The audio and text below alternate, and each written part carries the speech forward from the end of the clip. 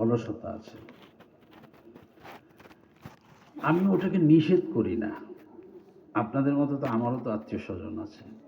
আমরা আত্মীয় স্বজনের বাড়িতে যেতে যে পরিমাণ ভালো কাপড় পরিধান করার ফিকির করি, চিন্তা করি, মসজিদে আল্লাহর সামনে হাজিরা দেওয়ার সময় এই চিন্তাটা কারো মাথায় থাকে না, থাকে না। কিন্তু আল্লাহ তো বলে ফেলেছেন, উত্তম পোশাক পরিধান করে সেজদা করতে আসো।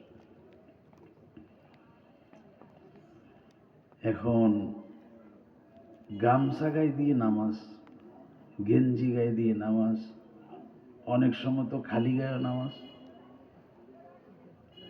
এখানে আত্মমর্যাদার দরকার, এইখানে গায়রতের মশালা থাকা দরকার। কি এটা কি? আমার কথা বলি, কারণ না আমারটা বলি। আমি আপনাদের মসজিদে নামাজ পড়াই বা আপনাদের এখানে ওয়াজ করতে আসছি,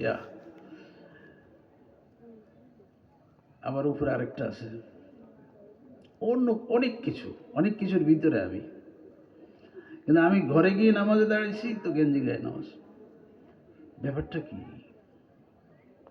বাইরের নামাজ আর ভিতরের নামাজ দুই রকম কেন? ওটা কার জন্য, এটা কার জন্য? ওখানে কাকে সেজদা, এখানে কাকে সেজদা? নামাজ দুই রকম হয়ে যায় কেন? পোশাক দুই রকম হয়ে যায় কেন?